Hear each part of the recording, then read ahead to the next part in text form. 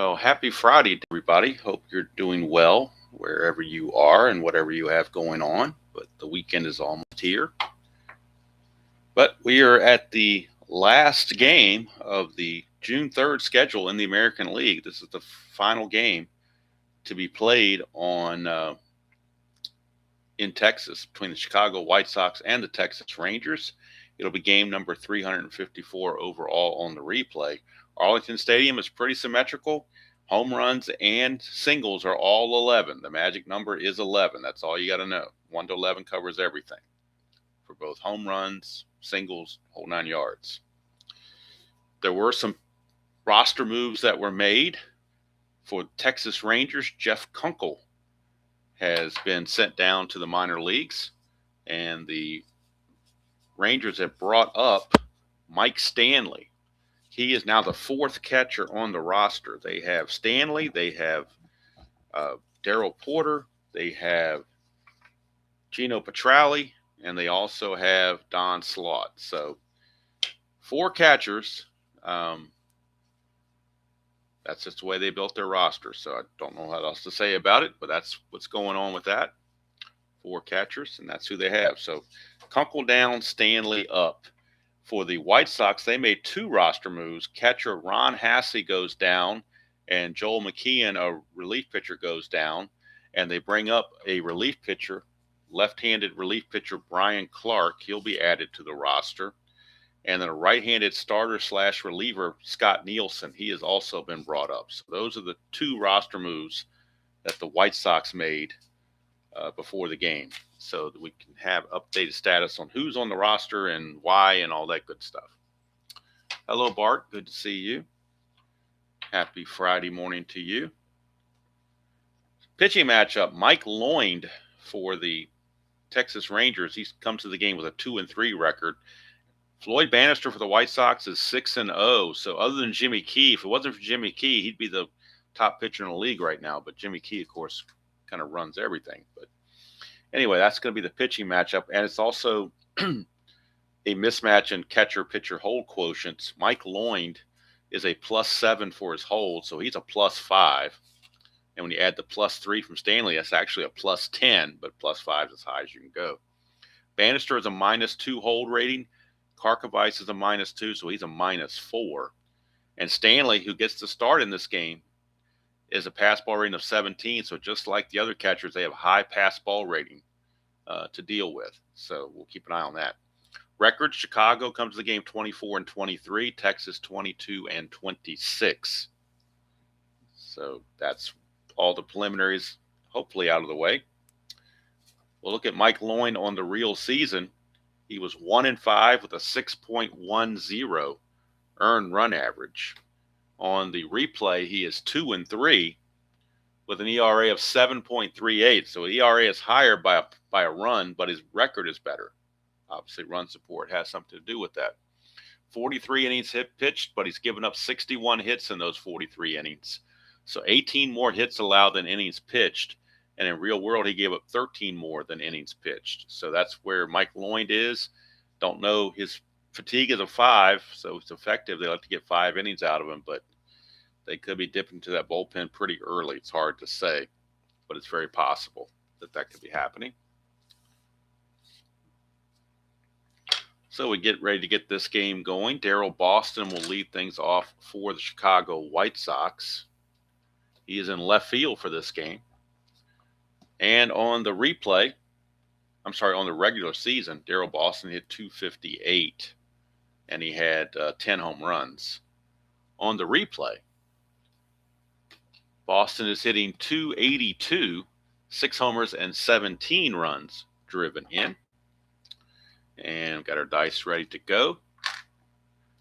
But before we have the first pitch, we have the ceremonial first sip. That has become a tradition. And that is good coffee. Very good coffee. Hello, Grapes, and hello, Larry. Good to see all of you. All right, you're off today. Very good. And I just took this picture outside my front door. Take this light off of here. I just took this picture Um, this is what we got this morning.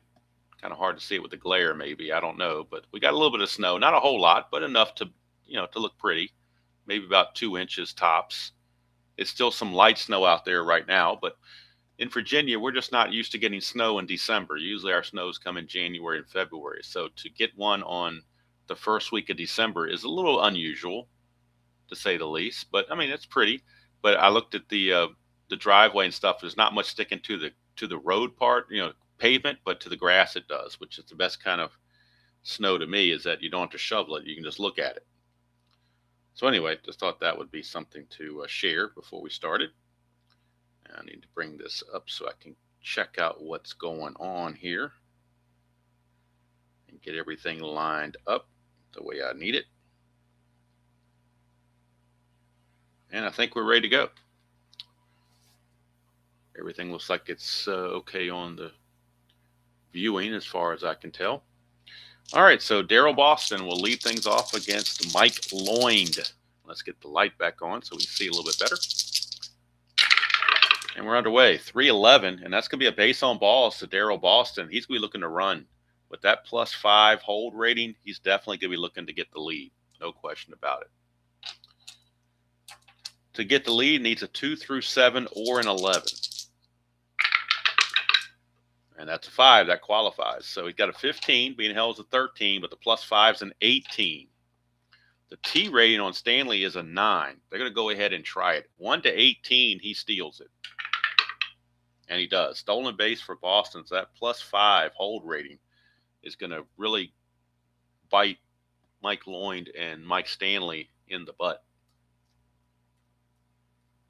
And for anybody that came in late, Mike Stanley was added to the Texas roster, and Jeff Kunkel was sent down. So and Stanley is in the starting lineup as the catcher. All right, here is Jerry Royster. Hello, Dan. Good morning to you. Jerry Royster hitting .311 on the replay. 3 homers, 8 runs driven in. He hit .265 real world. First havoc roll, nothing happening. 5-8, righty on righty, is a strikeout for Loynd.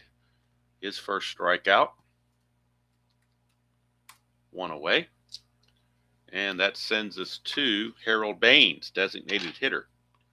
Harold Baines hitting .277 on the replay. 1 homer, 11 driven in. Hit .293 real world. Kind of shot short on his home runs. Only has 1 home run. He had 20 in the real season. So he's definitely behind the pace on his long ball. 2-8. That's a solid single to left field. Question is, can Boston score? He was a 16, not being held as a 17. The left fielder, Incavilla, is a -1 arm for a 16. 1 to 16. They're going to send him. Since Baines is under a 13 rating, he cannot take second on the throw. So they will send him. It'll be a 1 to 16 to be safe at the plate. And he is. So RBI single from Harold Baines gives the White Sox a 1-0 lead here in the top of the first. And, of course, Baines, since he runs at only a 9, I did not allow him to take the extra base. That's just my house rule. Just don't think it's realistic to let a slow runner take extra bases haphazardly like that. But, like I said, that's the beauty of Strat. You can tweak it and play it the way you wish. Here's Greg Walker. He's hitting .231, 4 homers, 19 driven in. Hit .256 real world. Baines not being held at first. 312, and that's a Lomax plus injury. So we got a Lomax to second base. That's going to be a double play. L4, and then a 4-3 double play to double off Harold Baines to end the inning. But now we need to check for an injury on Greg Walker.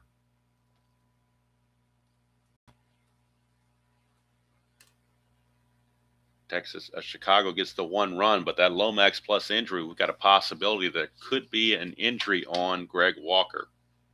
So we'll go to our injury factor. I believe it's 1 to 6 is what I use to stay in the game. Let's make sure that's correct.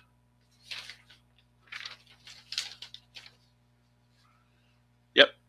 The Strat thing uses 1 to 4. I'll go ahead and include the remaining here. So my house rule is 1 to 6. If it's a 1 to 6, you can stay in the game. 7 or higher has got to come out. And it's just a game day injury, just for this game only, because we are doing the as played. So that's 16. He's got to come out. So Greg Walker tweaked something, and he's got to come out, and we need a new first baseman for the White Sox before the bottom of the first even gets going. And we'll see who they want to use as a first baseman. They're going to use, they're going to bring in Jerry Hairston to play first base, give him some at-bats. So Hairston could have used Carlton Fisk as well. He was another option. He will be a first baseman in the first inning. So Hairston, and he's a 4.25. So I'm going to go ahead and change the rating here so I can have that up in front of me. Hairston is a 4.25, and he runs at a 10. So this is Hairston now at first base for Greg Walker. So we'll go on the Strat computer and put him in as the defensive replacement.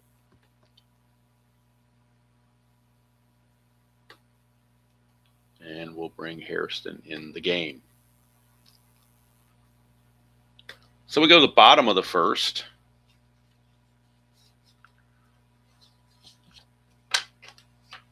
And it'll be Floyd Bannister on the mound. Bannister on the real season, 16-11 with a 3.58 earned run average. On the replay, he's 6-0 with an ERA of 2.02. So as I said, other than Jimmy Key, he's been the pitcher of the year to this point because he's far exceeding his normal results. So 6-0 with a 2.02 ERA, I'd say that's pretty good. 80 innings pitched, only 60 hits allowed. So here's Jerry Brown. He's going to lead off for Texas. Jerry Brown hitting 277 on the replay, a homer in 9 driven in. He hit 271 real world. It's a 6-6 switch hitter batting right-handed, and that's a 1-2 is a triple. Anything else will be a single, so that's a leadoff single for Jerry Brown. Now, unlike Loynd, Bannister has a -4 composite pitcher-catcher-hold quotient, so Jerry Brown's not going to try anything. He will be held, but he won't try to obtain a lead because if he tried that, it'd be like a 1-9 at best. And they just don't want to do that. Here's Scott Fletcher, and Fletcher is an A bunter. So we're going to have him bunt. Let's see if the White Sox expect it or not. 1, 2, or 3, they're going to play the corners in. 4, 5, or 6, they play the corners back. So the corners are in, turns him to a B bunter. Nothing on the havoc. So he's a B bunter. The bunt will go right back to Bannister with that 1 there that says it goes right back to Bannister. And we're looking in this column here. So basically anything 9 or less, he's just fine. That's a 7. That's a good sacrifice. So the sacrifice hit goes 1-4 with the second baseman Hewlett covering the first base bag since Hairston was charging. And there you go. For those that say I don't bunt or don't bunt hardly ever at all, you just saw one right there. So there you go. So runners in scoring position with 1 out for Ruben Sierra. Sierra, where'd it go here? Sierra on the replay is hitting 288, 15 homers, 37 driven in. He at 263 real world. Brown's at second, 1 out.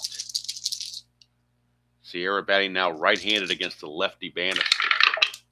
It's a 2-6, and that's a strikeout. So first strikeout for Bannister. Out number 2. And that'll bring up Pete Incaviglia. Pete Incaviglia. He's hitting 245 on the replay, 8 homers, 28 driven in. He had 271 real world. This is a clutch situation with Brown at second and 2 outs. And in the clutch, he loses a hit on 1-8 against lefties. That's his only difference from his regular non-clutch situation. 4-7, and that is a ground ball second base X. We're looking at Hewlett. He's a 4.24. That can be a little bit of trouble. That 4 there kind of sticks out a bit, but he got a break on the 16 on the D20, so the double die didn't hurt him. So a 4 and a 16 is a G2. But that's a 17. That could be problems. I'm sorry, a 16. That could be problems with the 16. He's an E24. E24 and no 16. That's a 11, 18, and 17, but no 16. So good play for Tim Hewlett. Bad hop off the Texas infield, but made the play. So at the end of one, it's 1-0 White Sox.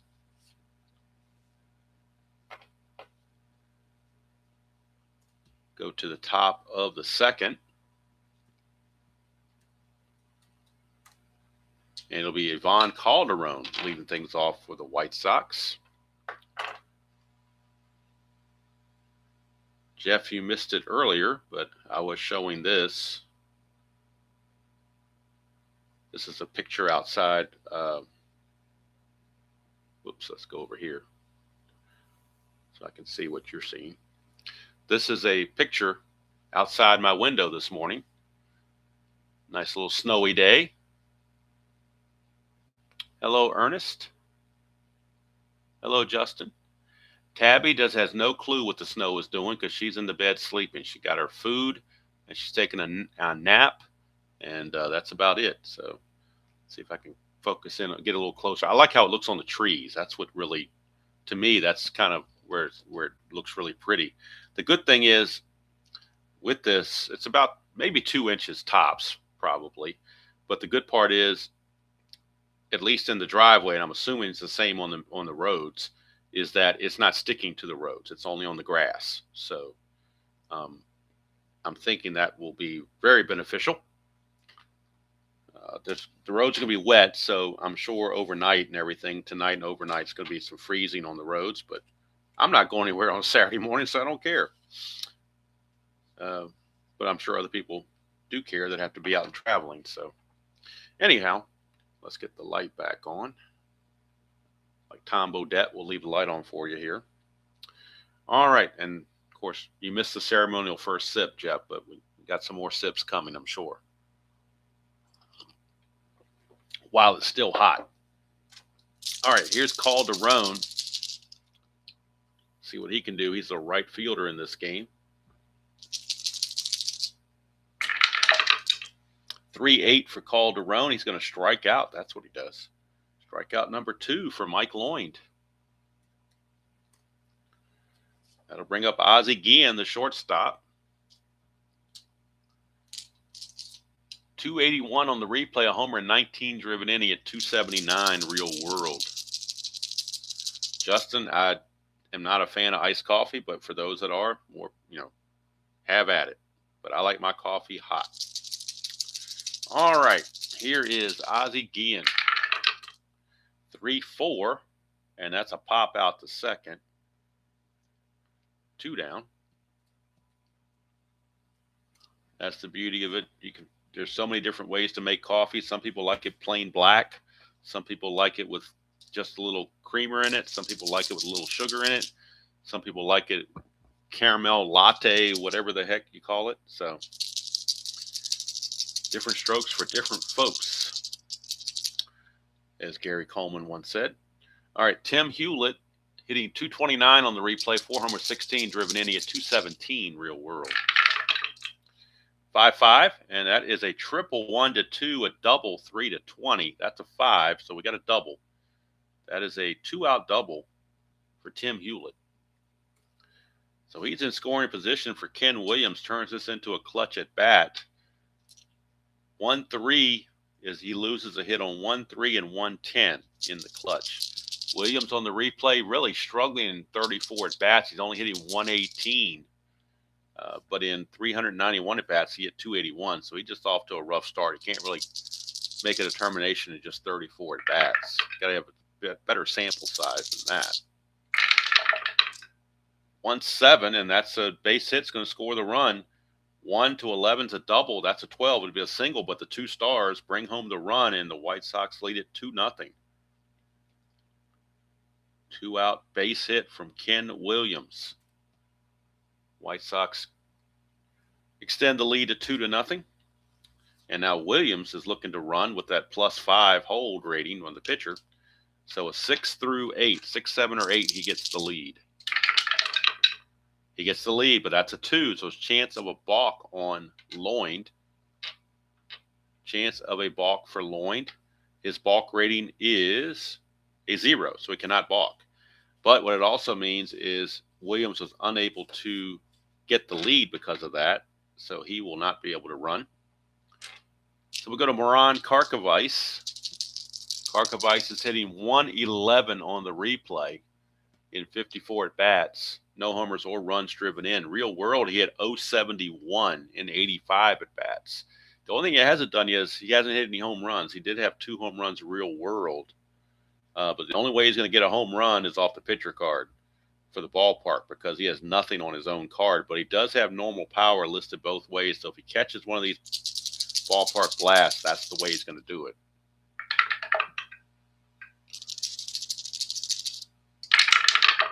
It's a 2-6, and he's going to strike out. Third strikeout for Loind, but the White Sox extend the lead at 2-0 as we go to the bottom of the second.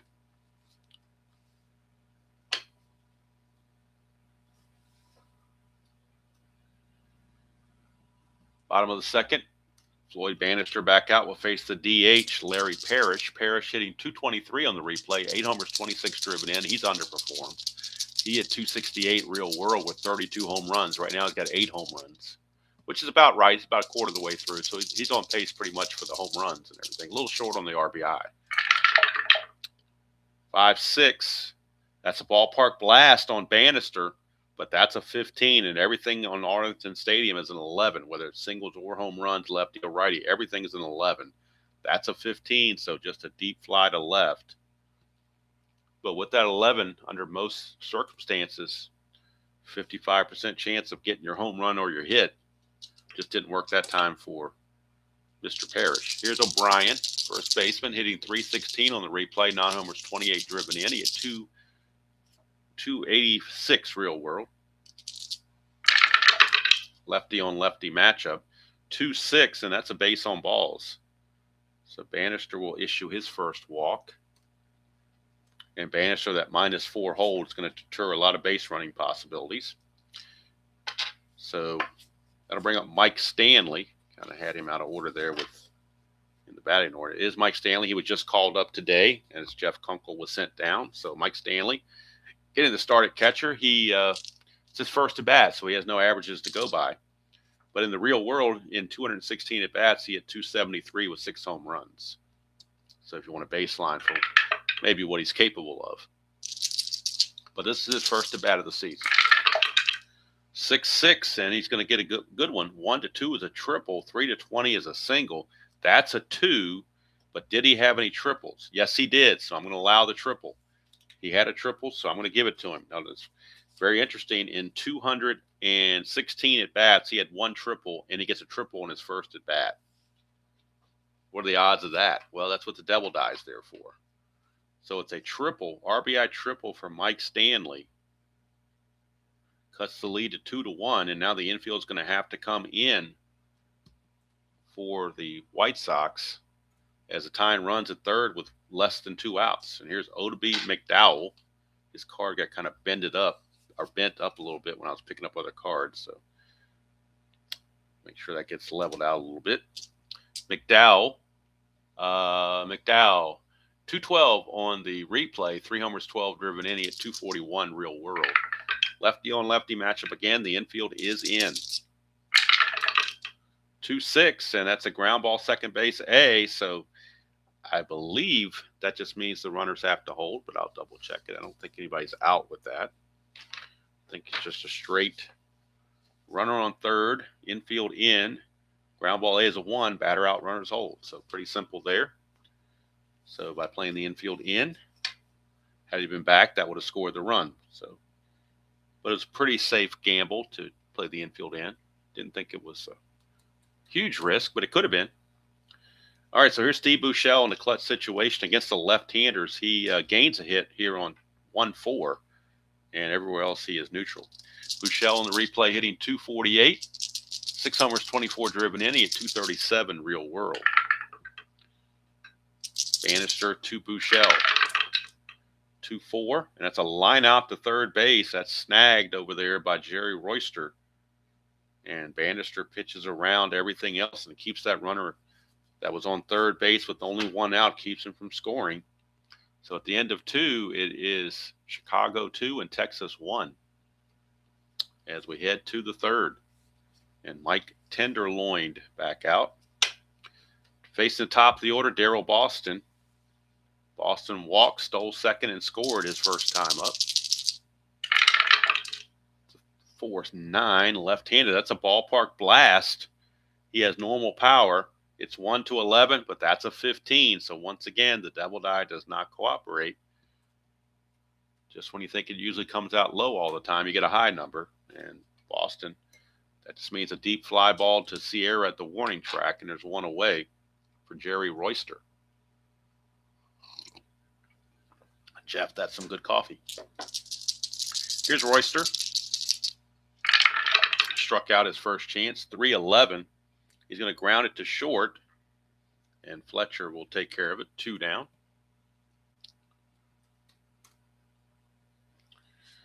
And here's Harold Baines. Good morning, Kathy. Here's Harold Baines. Baines had an RBI single his first time up. 4-7, and that is going to be a single 1-6. That's a 13, though, so he lines it to second. And it's a 1-2-3 inning for Mike Loynd. So Loynd holding his own, keeping the White Sox within arm's reach.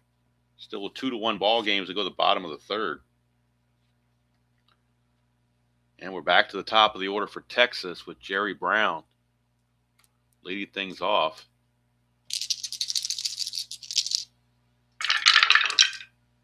4-5, switch hitter batting right-handed. 4-5 is a pop out to short. Ozzie Guillen is there. One away.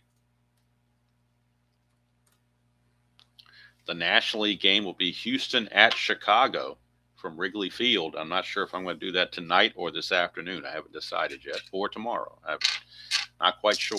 But that's going to be the National League game. Bob Knepper against Rick Sutcliffe. All right, here's Fletcher. 6-7, right-handed, is a strikeout for Bannister, and that's his second strikeout. And that'll take us to Ruben Sierra. He struck out his first time against Bannister. 6-9, and that's going to be a line out to first, and that's to Hairston. In case anybody came in late, Greg Walker hit a Lomax injury on his first at bat.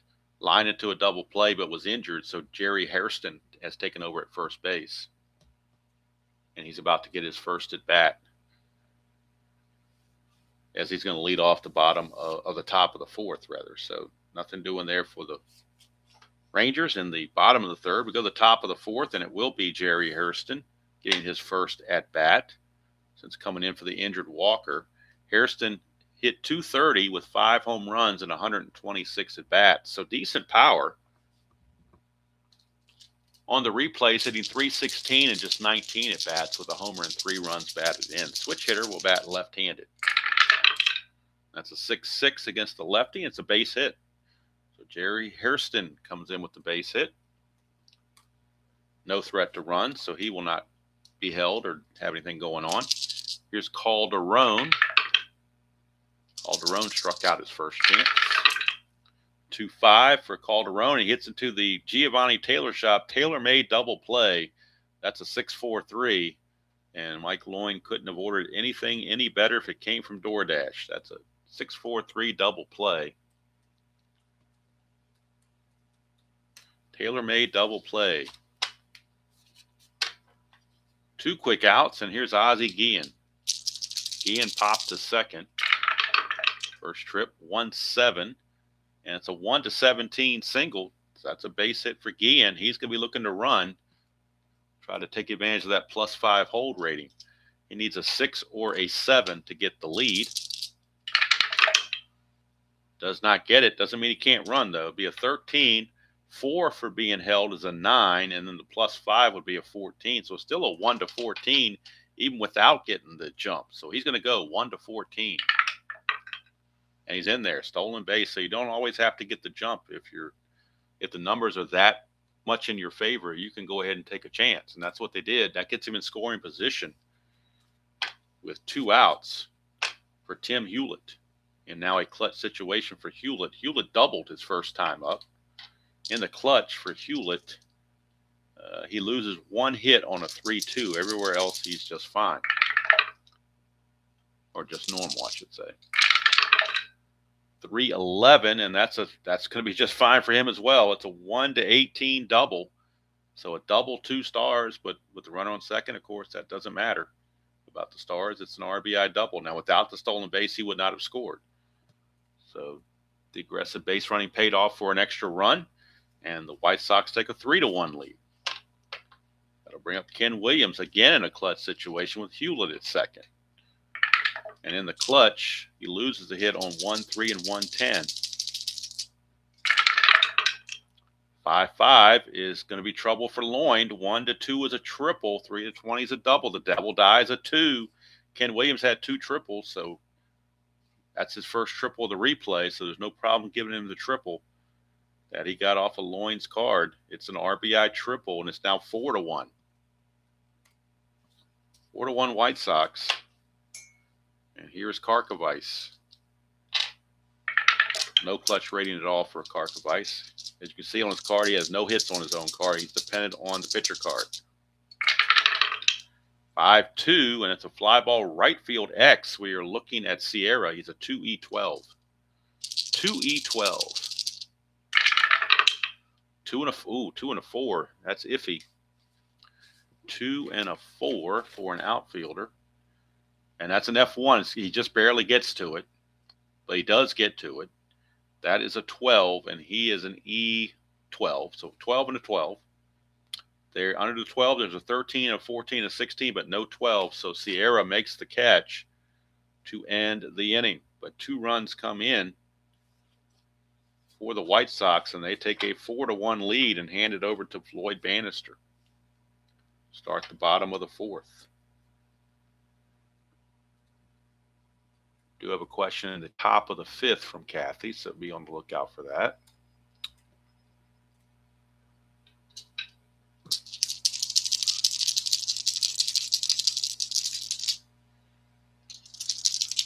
And Kathy, before you give your trivia question, I do have a small audio clip to play before you present your question. So if you'd wait for that first, then do your question, that would be appreciated. All right, here is Pete Incaviglia. 1-5 against the lefty. That's a ballpark blast for Incaviglia. It's a 1-11. That's a 7. It's gone. Pete Incaviglia.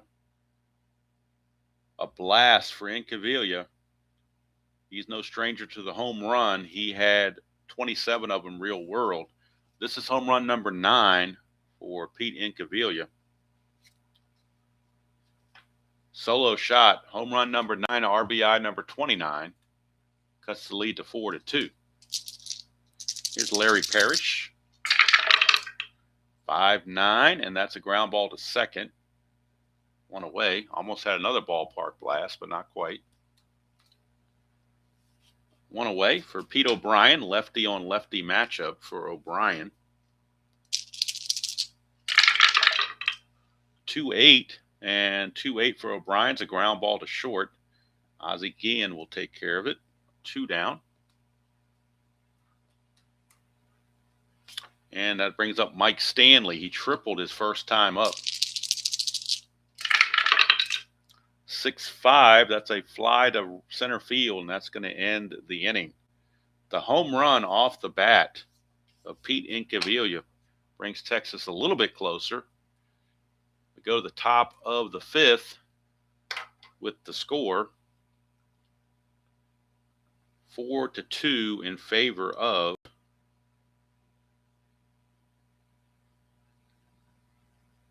the Chicago White Sox. And let me get this straight here. It's going to take a second to get this lined up for what I want here, Kathy. So please be patient with me while I get this together.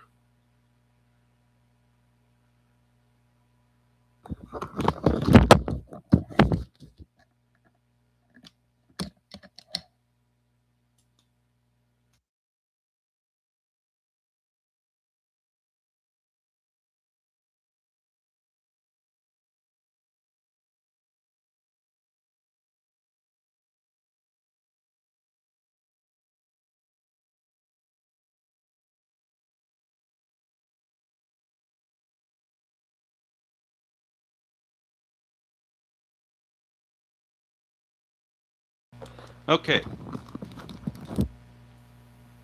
I'm back now and ready to roll here. So I think this is this. You may think it's being petty, but I do think it's a good introduction to this trivia question for a certain person out there. I would rather you just said thank you and went on your way. Otherwise, So there you go. I just had to throw that out there. All right, Kathy, the floor is yours.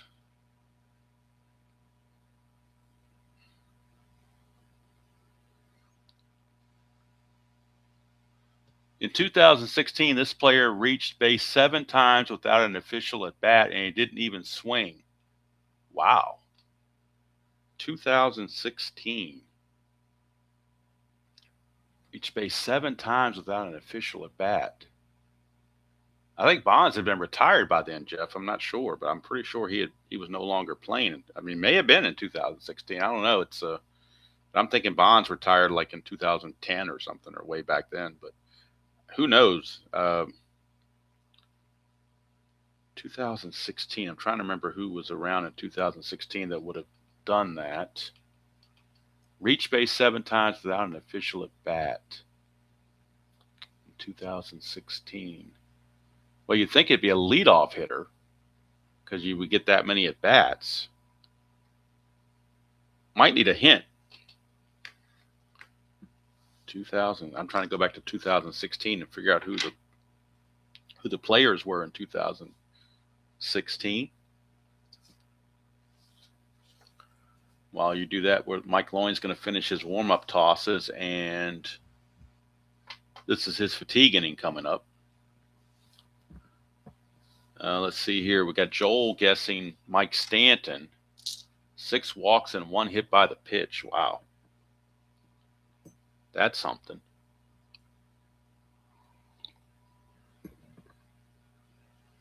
Interesting. Not Ichiro Suzuki, I don't guess. Action's guessing Bryce Harper. I had a thought about Bryce Harper. But I might need a hint on what team he played for, because I think this one's going to be a stumper. All right.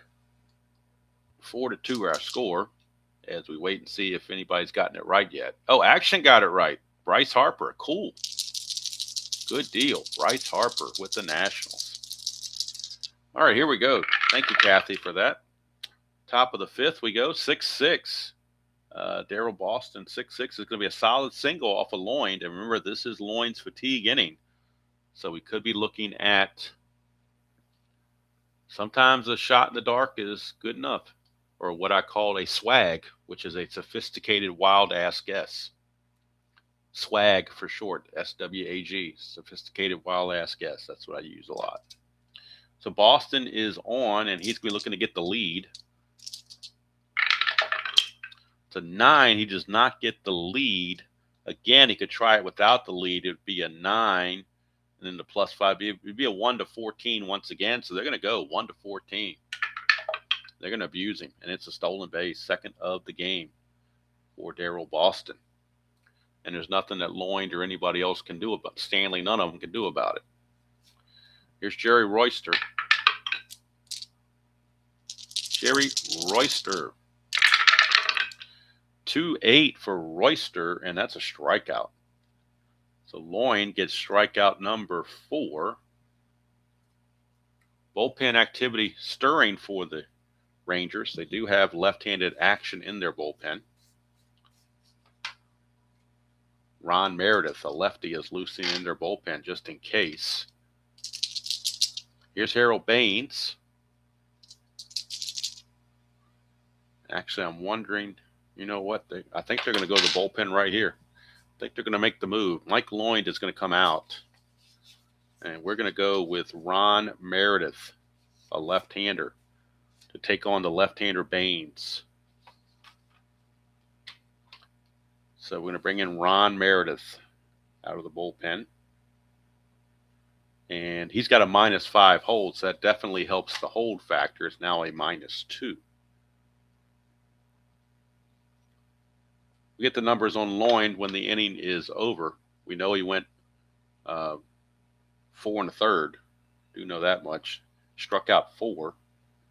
Let's see here. He walked just the leadoff batter, Boston, and that was it. He has given up 8 hits, and so far the 4 runs, but he is responsible for Boston. So we'll go to the computer and bring in Ron Meredith for the Rangers and get his numbers. On the real season, Meredith was 1-0 with a 6.10 ERA and 21 innings of pitching. On the replay, he's 0-0 with an 8.56 ERA and 14 innings of pitching. And he's in there to face Harold Baines, try to get Harold Baines out. With Boston at second and 1 out. 2-9 for Baines, and that's a fly to right field, out number 2.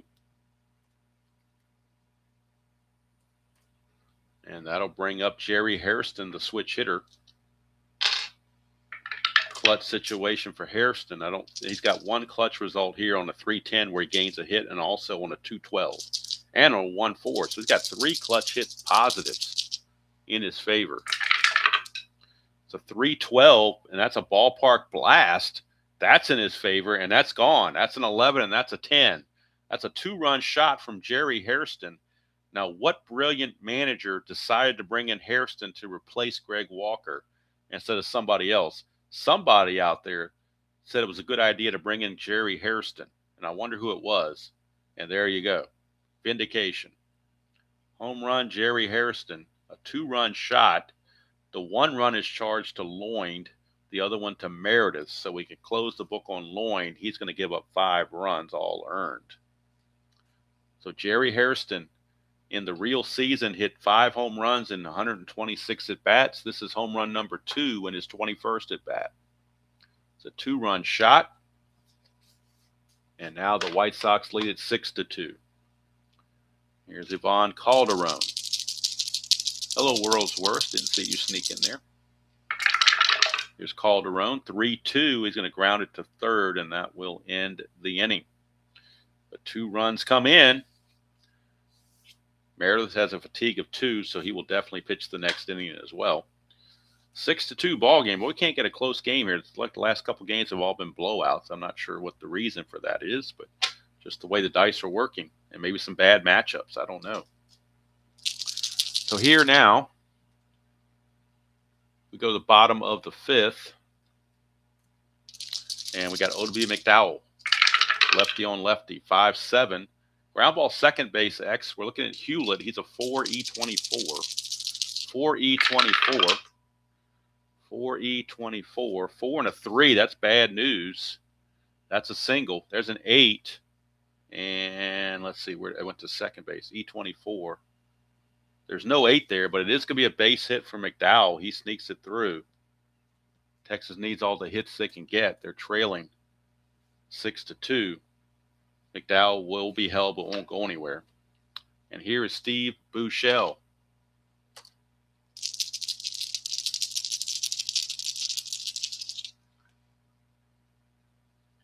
Buechele. That's a 2, so it's going to be a balk or pass ball. That's going to be a balk situation, and he's a 2. And that's a 17-0 going on there. Here's Buechele. 5-10, and that's a ballpark blast. He's an 11. That's a 9. He's got normal power. It's gone. Steve Buechele, a 2-run home run on the ballpark blast. Look at it again. 5-10 is going to be a ballpark blast, and Arlington Stadium is an 11. That's a 9. 2-run home run for Steve Buechele. And for Buechele, that is home run number 7. RBIs 25 and 26. Cuts the lead to 6-4. Texas right back in this game.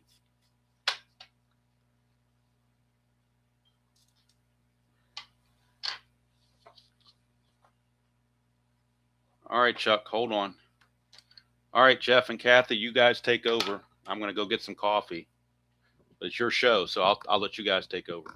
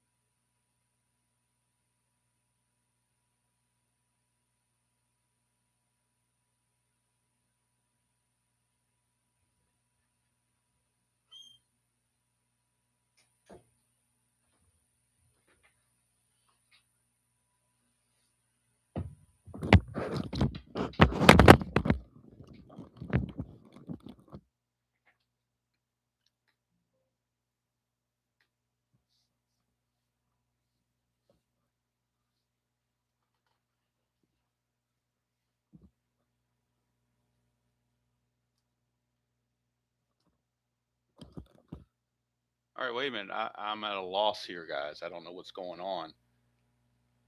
Jeff and Kathy were supposed to take over, but I don't see any advancement in the game. The game's still stuck where it was when I left.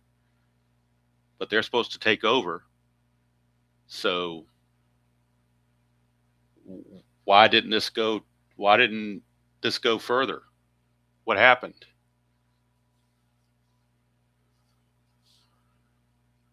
I don't get it. Why aren't we in the top of the seventh by now? I just don't get it.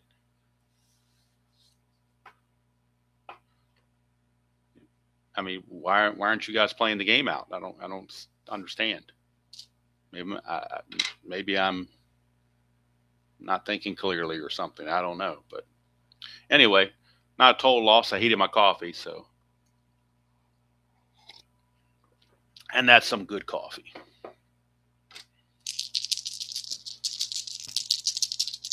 All right, here's Jerry Brown after the home run. 5-9, and that's a ground ball to second, one away.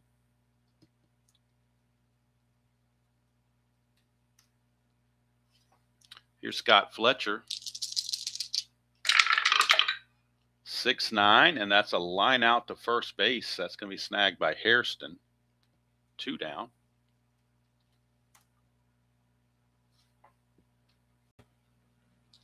Here's Ruben Sierra.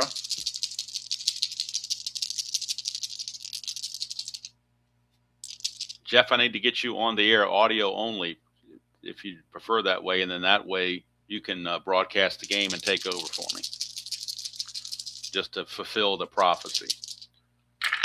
All right, here's Sierra, 2-10, and that's a 1 triple. Anything else will be a single. So a 2-out single for Ruben Sierra. Now the tying run comes to the plate in the form of Pete Incaviglia. Sierra will be held but won't go anywhere. I would love to see that. I would love to see Jeff come back and be able to do that. That would be wonderful. That would be an eventful day, historic day in my opinion, when and if that happens. 5-8 is a fly to right, and that's going to end the inning. So 2 runs come in to cut the lead to 6-4. We got ourselves a ball game again. 6-4. We go to the top of the 6th.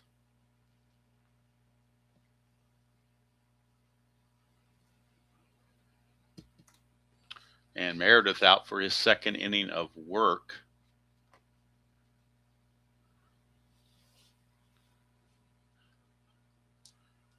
Jeff, did you like my little sound clip of Jack Nicholson? Trying to make that appropriate for this stream.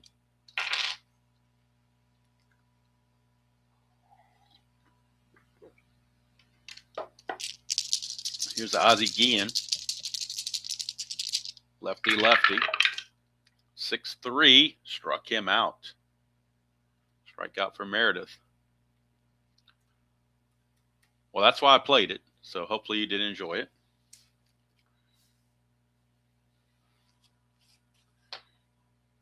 I tend to have a master's degree in sarcasm. So here's Tim Hewley. He's doubled twice. 1-7, and that is a strikeout. Back-to-back strikeouts for Meredith.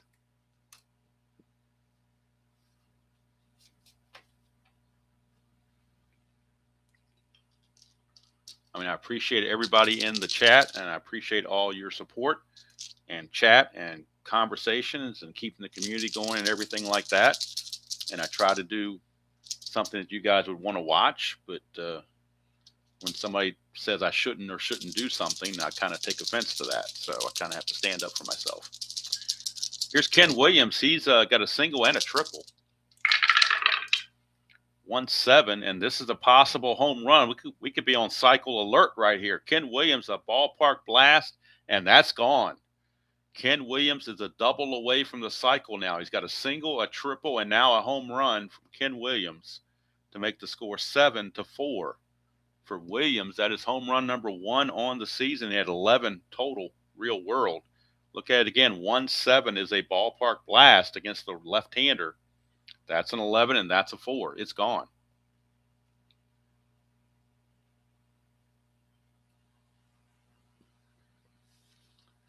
So Ken Williams extends the lead, and here comes Ron Karkovice, the hitless wonder. And he's 0 for 2, but he's in there for his defense. 1-6, and he will strike out. So Meredith strikes out the side, does give it the home run to Williams to make it 7-4 now to go to the bottom of the 6th. Bannister back out. We'll face Parrish, O'Brien, and Stanley for the Rangers in the bottom of the 6th. Parrish 5-7 against the right-hander. That's a ground ball, shortstop X. Ozzie Guillen 2E21. 2 and a 4. Boy, Devil Die is trying to act up, but I think 2 and a 4 will still be okay. And it will, because nobody's on base, so there's nobody to hold on. That's a 7, and he is an E21 at short. There is a 6 there, but no 7. So it is a good play for Ozzie Guillen, and Parrish is the first out. That'll bring up Pete O'Brien. Pete O'Brien, he's walked and grounded to short. 1-8, and that's a grounder to second, so 2 down. 2 outs, bases empty for Mike Stanley. Stanley has tripled and flown to center.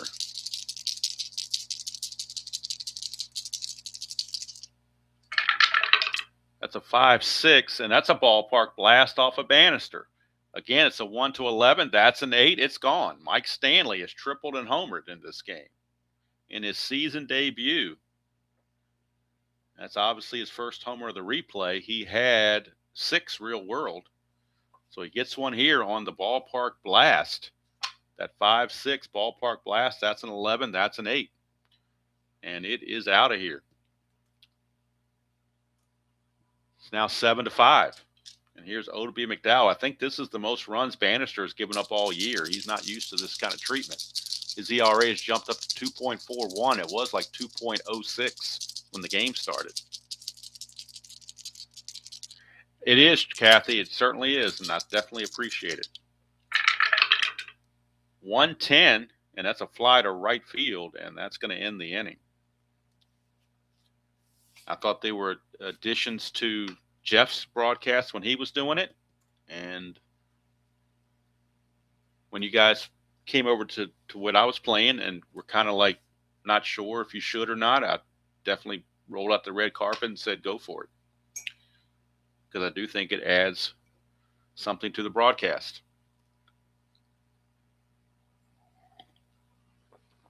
All right. Here is Daryl Boston. Top of the order. Meredith will be in his 3rd inning of work. Facing Boston 4-8, and that's a strikeout. So he strikes out Boston to start the top of the 7th. Here's Jerry Royster. He's 0 for 3 with 2 strikeouts. 6-6, and that's not going to be 0 for 3 anymore. 1-12 is a double. That's an 11. So a 1-out double for Jerry Royster. Now the Texas bullpen starting to stir. But lefty on lefty against Baines, they're going to let Meredith at least go after him.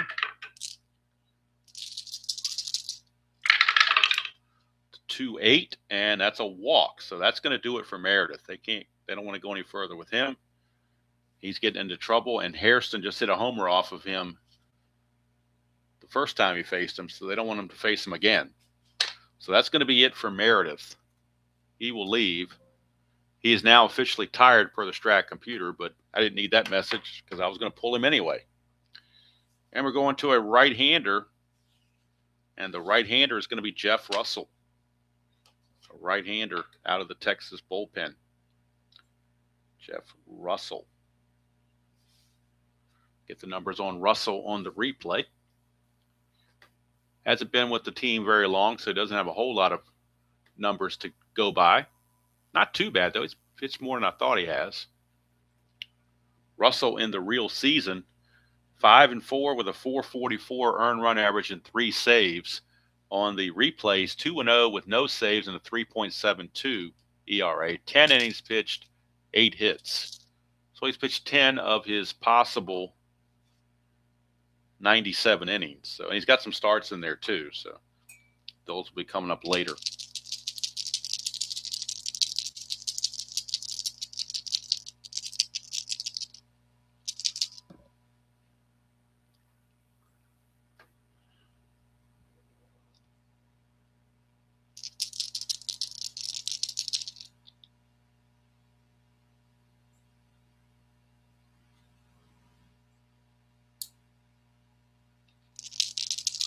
So here we go. Jerry Hairston against Russell. Runners at first and second, 1 out. That's a 4-7. Switch hitter batting left. That's a ground ball, second base X. We are looking at Jerry Brown. He's a 3E16, potential for a double play if you get the right rolls. 3 and 19, that's a right roll to get. That's a G1 on that 3 and 19. That's a G1. That's a 10. That's usually not an error on second baseman with a 10. He's an E16, and there is no 10, so it will be a tailor-made 4-6-3 double play. Giovanni's Tailor Shop. And Jeff Russell comes in, faces one batter, gets 2 outs. Talk about getting your money's worth. He just did it right there. Keeps the White Sox off the scoreboard thanks to that 4-6-3 double play.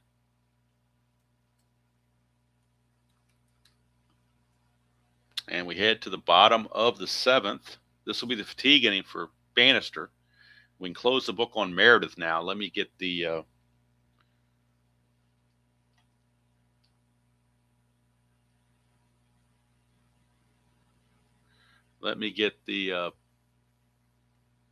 thing off of the box score to get Meredith's full stats for this game. He goes 2 innings, gives up 3 hits and 2 runs. They were earned. Walks 1, strikes out 4. Interesting, both pitchers there walk 1, strike out 4. All right, so bottom of the 7th we go, 7th inning stretch. Since I went down and heated my coffee a little bit ago while Jeff and Kathy took over, I have warm enough coffee where I don't need to go down there again and do anything. I'm telling you what, Jeff and Kathy, for you guys taking over, I sure am doing a lot of work. I feel like I'm being taken advantage of here because I'm supposed to sit back and let you all take over, and nothing's getting done unless I do something. So I might have to file something with the labor laws because I feel like I'm being overworked here and with no pay. So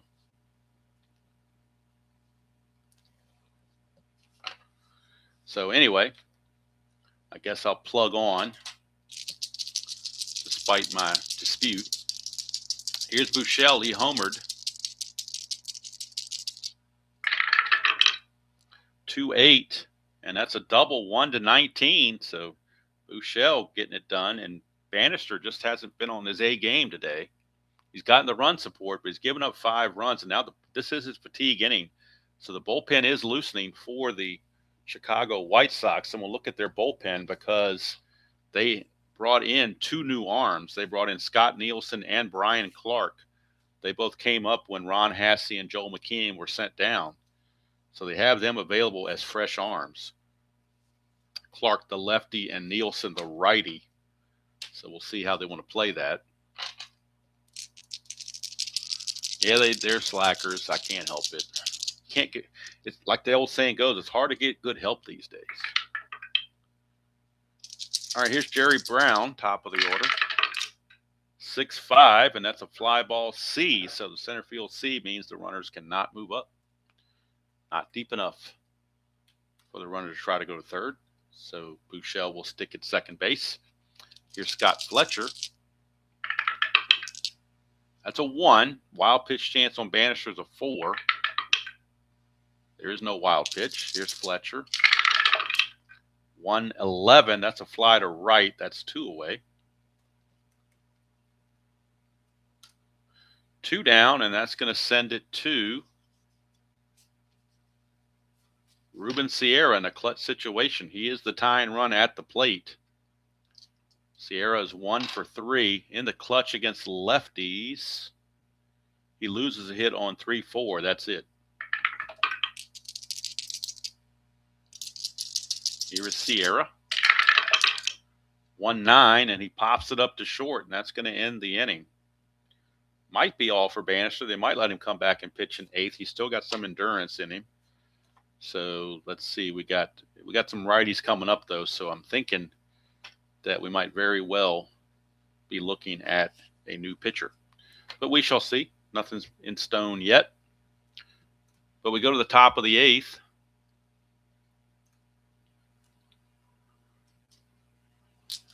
And Calderon will be the leadoff man. That's a 4-9, and that is a 1-17 double. There it is. Calderon, a leadoff double. White Sox got the hitting shoes on. That's hit number 12 for them to go with their 7 runs. And here is Ozzie Guillen.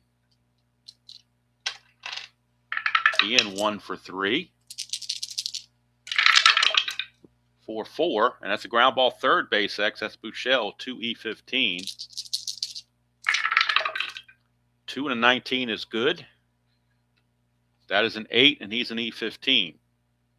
And that's going to be a good play. Frees the runner.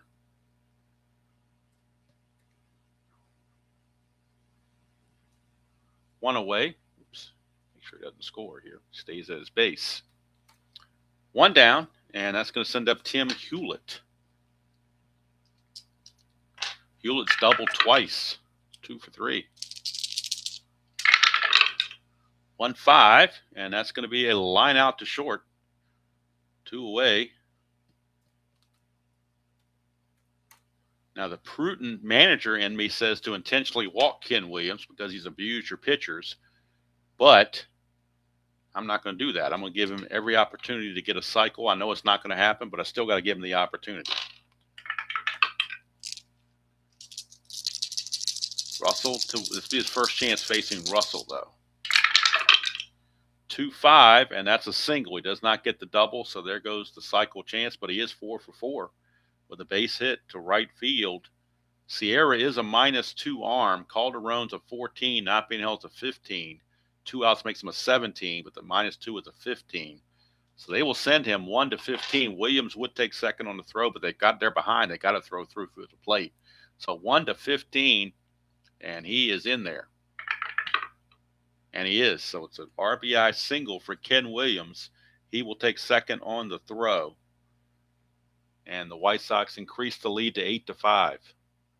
So Ken Williams, obviously the player of the game, unless something really happens in the last 2 innings that we don't see coming. 8-5 Sox, and here is Ron Karkovice. 1-9, and that's a strikeout to end the inning. But another run comes in. It's like death by 1,000 paper cuts, all these 1s and 2s, but they add up after a while.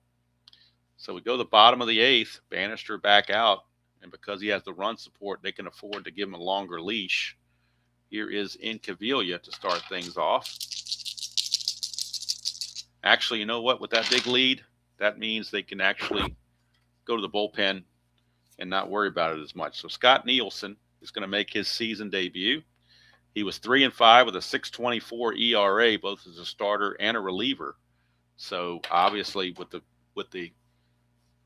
well, it's a 3-run lead, so it's not like they got a huge lead, but they're still going to bring in Scott Nielsen. So they're still going to bring him in, give him a shot. He's a fresh arm. That's what the big deal is he's a fresh arm. That's probably the most important thing they have is the fact he's a fresh arm. Nielsen, of course, will be making his season debut.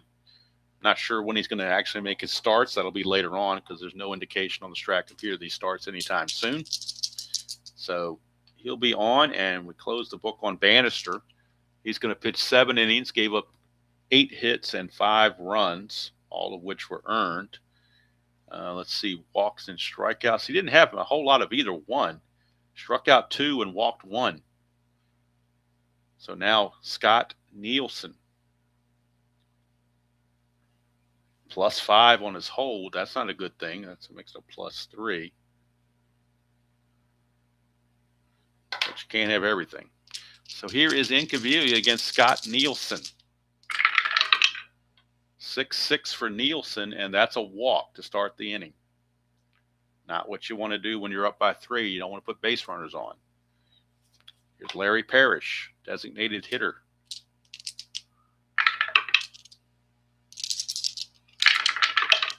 We get a 1-7, and that's a strikeout. So he strikes out Parrish. 1 away, and that will take it to Pete O'Brien. Pete O'Brien. Oops. Almost dropped the dice there. O'Brien. 2-12 for O'Brien. That's a ballpark single check.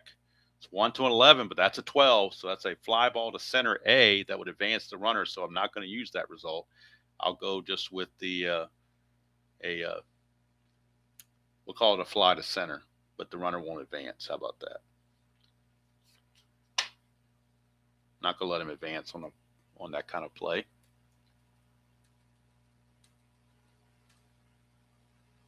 I guess technically it's supposed to be a line out, but we'll call it a fly out. Doesn't really matter. And here's Stanley. He's tripled and homered. He's had some kind of a season debut. 6-10 against Nielsen is a catcher X. So we're looking at Karkovice. He's a 2E11. 2 and a 2. That could be a base hit, perhaps. A little nubber in front of the plate that might get through for it. He might beat out for a base hit. Let's see. 2 and a 2. Actually, it's a W/G. So we're looking at a wild pitch here, most likely. That's a 6, and he's an E11. There is no 6, but it will be a wild pitch on that W/G. So it'll be a wild pitch, and the runner will move up 90 feet. And now it's a clutch situation for Stanley. And in the clutch, he gains a hit on 1-4 and on 2-9 and on 3-10, 3-11. So several places.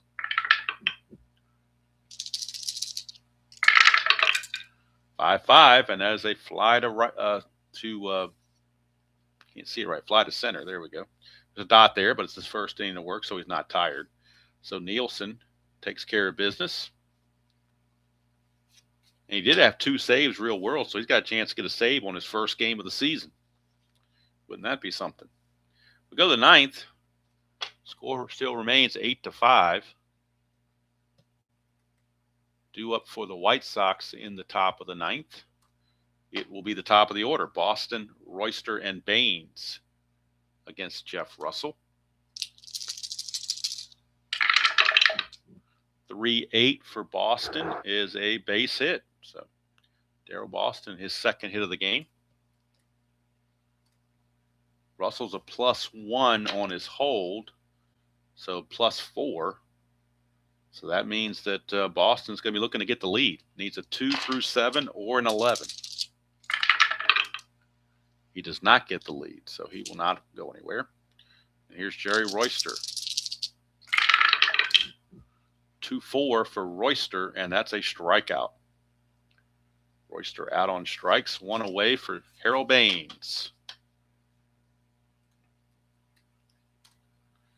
Baines, 1 for 3 with a walk and was eliminated on a double play, line-out double play. 3-8, and that's a 1-12 single. That's a 14, so he lines it to second. 2 away. And that'll take us to Jerry Hairston. Switch hitter.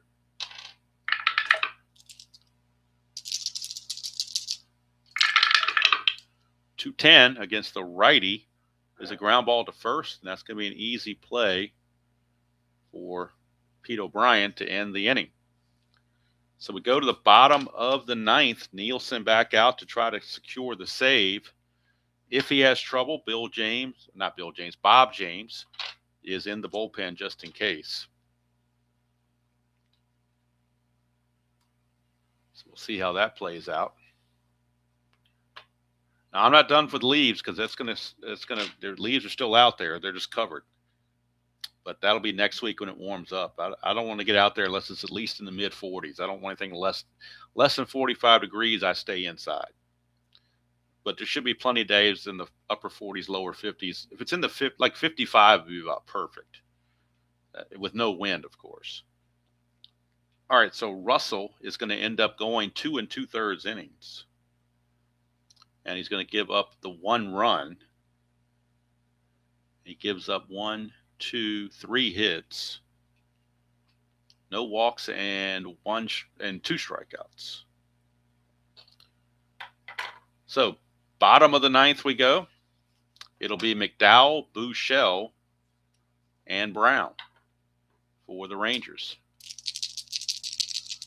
Oh, I read so many Bill James books growing up, or in my youth, not youth, but in my young adulthood, that they're kind of ingrained in me.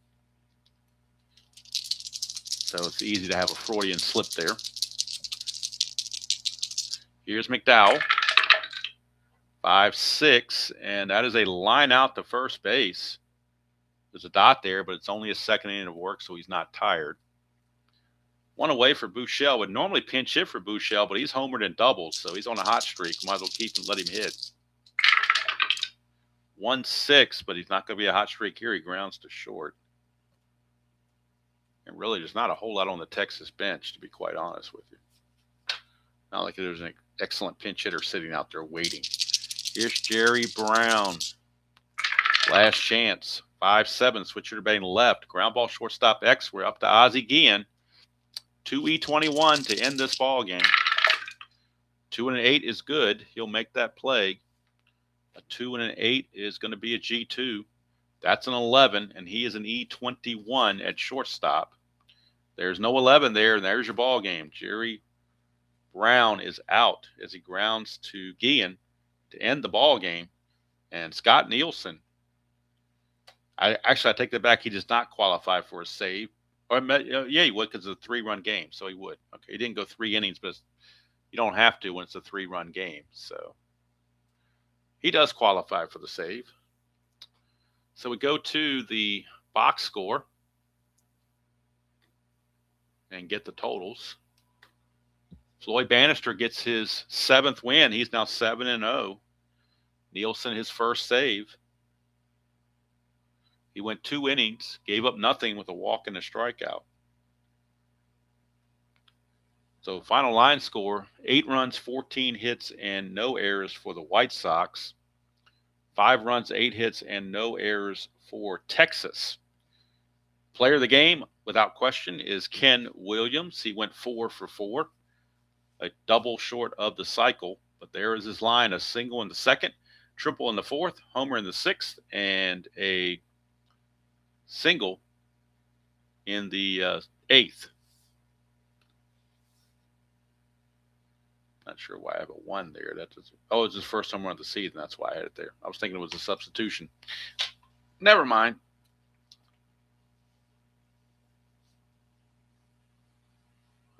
So there you have it. White Sox improved to 25-23. Texas drops to 22-27. Looking at the updated standings after all the June 3rd games are complete, we are looking at the White Sox now in 2nd place by themselves, 2.5 games back of Oakland. They are 25-23. Oakland is 29-22, so only a game back in the loss column, but 2.5 overall. Texas with the loss drops 6 games back. They are 22-27. In the Eastern Division, Milwaukee leads the Yankees and Toronto by 2 games and leads the Tigers by 5.5. Cleveland, Baltimore, and Boston all 14 games back, so they're out of it. And Seattle is 11.5 back, so they're out of it in the West. So anyway, there you have it. As we look at the schedule going forward for next week, there are only 4 games because next week is June the 4th, 1987, which fell on a Thursday. And typically Thursday is a travel day for a lot of teams, so some teams don't play. There will be 4 games scheduled for next week on Thursday, on the June 4th schedule. And we'll play 1 a day, like the vitamin, 1 a day. And we'll go east to west again. So the first game is going to be Detroit at Boston. It'll be Walt Terrell against Bruce Hurst. Second game will be in Milwaukee. It'll be the Yankees and the Brewers. That's a big matchup. As the Yankees try to catch the Brewers for first place, it'll be knuckleballer Joe Niekro against Ted Higuera. And then the final two games are on the West Coast. So we'll have Kansas City at Seattle on Wednesday, and that is Saberhagen against Mike Morgan. Then on Thursday, we'll have the White Sox and the California Angels. That'll be Jose De Leon against Jack Lazorko. And on Friday, we'll have the National League game that's going to be played on June the 4th. And that one I haven't figured out yet, I don't think. Let me see if I picked it out on the schedule yet. I thought I did. Maybe I didn't. Because they also actually, let me see what I've got here. Make sure I'm thinking of the right thing here. It'll actually be Montreal and San Diego. That's what I said it was going to be. Because there's only 3 games in the National League. Pittsburgh, Atlanta, St. Louis, Chicago, and San Diego and Montreal. But we're already doing Chicago in the game later today or tomorrow whenever I play at Houston, Chicago. And we just recently did Pittsburgh. So I don't want to overload those teams. So I thought San Diego and Montreal would be the play. But later on today or tomorrow, I'm not sure when I'm going to play it, it'll be the National League game from Wrigley Field, Houston Astros, Chicago Cubs, Bob Knepper against Rick Sutcliffe. And the pitchers will hit, which is what I really, really like, is having the pitchers hitting. So anyway, I'm going to go get some breakfast. I usually eat breakfast before I come up here, but today I didn't do that. Figured I'd do it afterwards. Have like a brunch kind of thing maybe going on.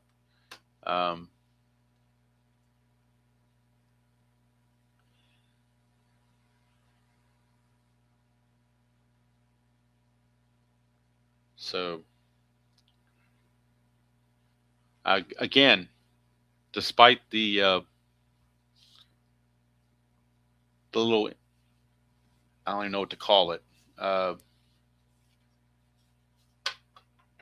Despite the possible negativity, I do appreciate everybody in here. And I do appreciate the trivia questions and chat from everyone, particularly Kathy and Jeff, because they do the trivia questions. But if anybody else wants to do a trivia question, feel free to chime in. I have an open invitation to anybody that wants to do a trivia question. They are more than welcome. The only thing I ask is let me know in advance so I can set you up for it. And, that way I can know it's coming and read it out to the people that are watching the game later that don't know what's going on because they can't see the chat.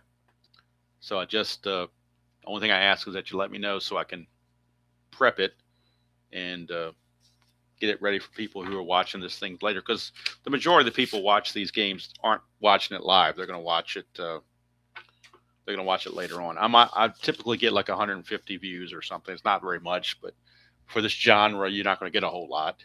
But I might get 20 something to watch it live, and the other 120 or whatever will watch it on demand or whatever you call it. So I try to be cognizant that they are not seeing what's happening in the chat. So that's why I asked to give me the heads up so I can set it up on a tee for you, to use a golf analogy.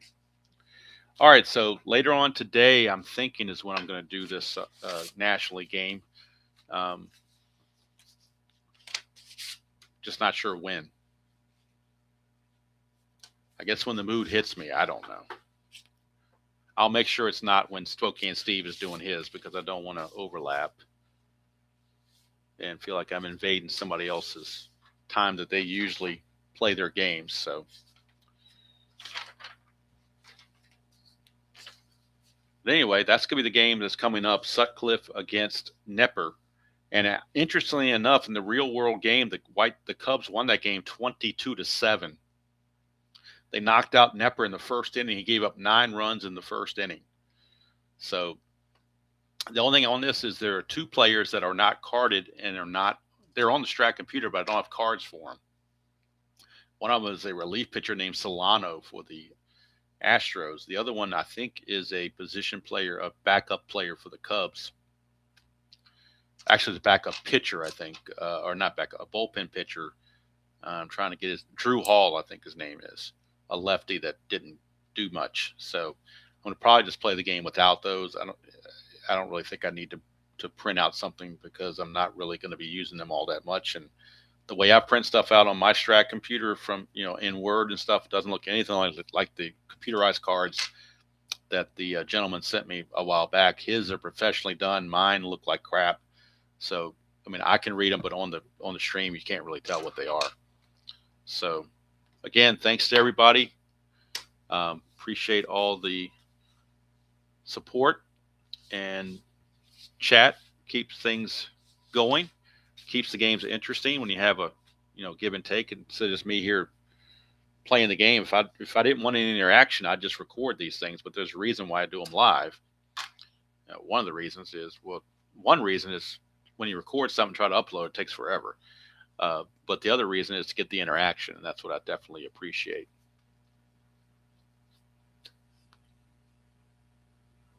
Yeah, Jeff, I'm thinking this afternoon, maybe right after lunch, probably around maybe 1 o'clock. I'm guessing, don't hold me to it, but that's what I'm thinking, is something like that. And we're going to have the Astros and the Cubs, the National League game, played on June the 3rd, because the American League games are already done, and I don't want to start next week's games until next week. So, but that'll give me something to get going with.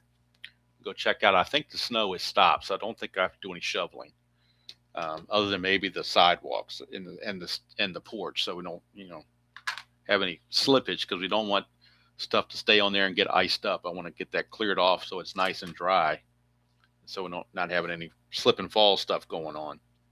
No, not JT Snow, that's for sure. But I guess we could try to do a name, a player name with weather, but I don't think there's that many rains or snows or whatever out there. So anyway, that's good over from here. Hope you all enjoyed that presentation of Strat-O-Matic, American League 1987. This was game number 354 on the replay, and it finishes out the June 3rd results. And of course, Ken Williams, the player of the game. Sox win it 8-5, and somewhere Hawk Harrelson is very happy about that. So until next time, enjoy playing whatever game you choose to play, however you choose to play it, and I will see you all down the road.